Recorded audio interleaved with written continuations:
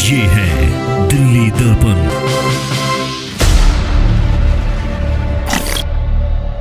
नमस्कार, आप देख रहे हैं दिल्ली दर्पण टीवी और मैं हूं आपके साथ शिवानी मोरवाल। दिल्ली पुलिस ने पहलवान सुशील कुमार को गिरफ्तार करने के बाद उसे कोर्ट में पेश किया है, जहां उसे 6 दिन के रिमांड पर भेजा गया है।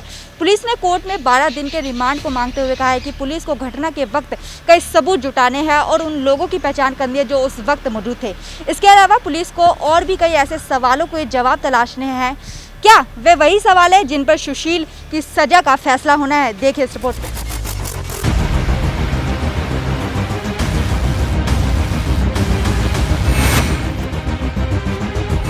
करीब 20 दिन तक पुलिस से आंख मिचोली खेलने के बाद आखिरकार पहलवान सागर धनकर की हत्या के मुख्य आरोपी सुशील कुमार की दिल्ली पुलिस की स्पेशल सेल ने दिल्ली के मुंडका इलाके से गिरफ्तार कर ही लिया। पुलिस ने कोर्ट की मंजूरी के बाद पुलिस ने 30 मिनट तक पूछताछ की और इसके बाद कोर्ट से 12 दिन का रिमांड मांगा। पुलिस की दलील थी कि पुलिस को घटना से जुड़े कई साक्ष्यों जैसे हथियार आदि को जुटाना है और तथ्यों का पता लगाना है कि मसलन घटना के वक्त कितने और कौन कौन लोग मौजूद थे। क्या सुशील पहलवान का संबंध गैंगस्टर से है? क्या सागर के साथ रह रहा सोनू महाल गैंग से जुड़ा है या फिर सागर की हत्या के पीछे कहीं गैंगवार तो नहीं? इन सब को देखते हुए कोर्ट ने सुशील कुमार को 6 दिन की रिमांड पर पुलिस हिरासत में भेजा है।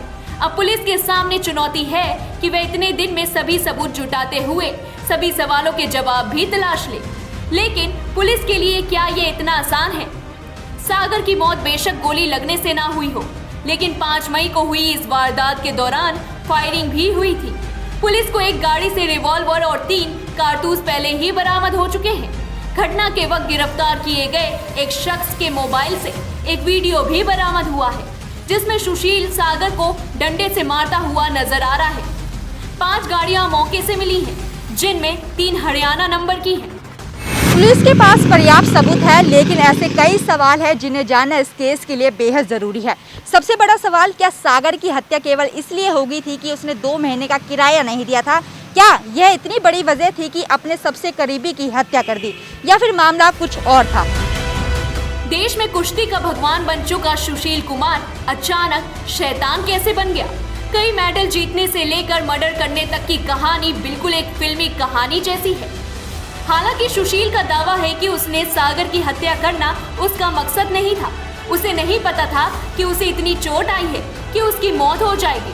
लेकिन सुशील के खुद को मासूम साबित करने वाला यह जवाब भी किसी बनावटी स्क्रिप्ट से ज्यादा कुछ नहीं लगता।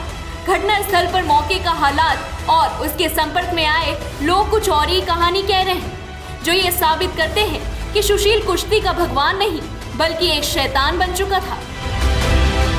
मृतक पहलवान सागर धनकर जिस फ्लैट में रह रहा था वह सुशील की पत्नी के नाम था। कई और पहलवानों की तरह यहाँ सोनू महाल भी आया करता था। सोनू महाल सागर का साथी ही नहीं बल्कि बड़े गैंगस्टर काला जेडीडी का भांजा भी था और नामी बदमाश भी। सूत्रों के अनुसार 5 मई की रात सागर के साथ सोनू को भी सुशील रिवॉल्वर की नोक पर छत्रसाल स्टेडियम लाया था और उसकी भी पिटाई की थी। सुशील के साथ भी कई गैंगस्टर के खास गुर्गे भी थे। ऐसे में पूरी संभावना यह भी है कि कहीं यह वारदात किसी गैंगवार का परिणाम तो नहीं।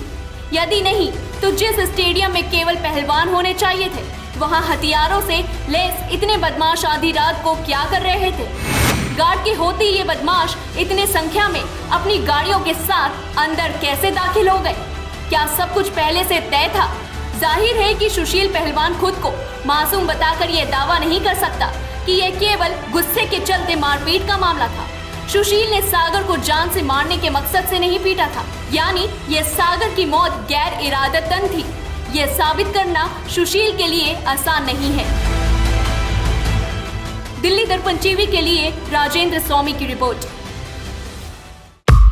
लेटेस्ट खबरों के लिए सब्सक्राइब करें हमारा YouTube चैनल या फिर लॉग ऑन करें www.delhidarpantv.com। खबरों की कवरेज और विज्ञापनों के लिए संपर्क करें इस नंबर पर।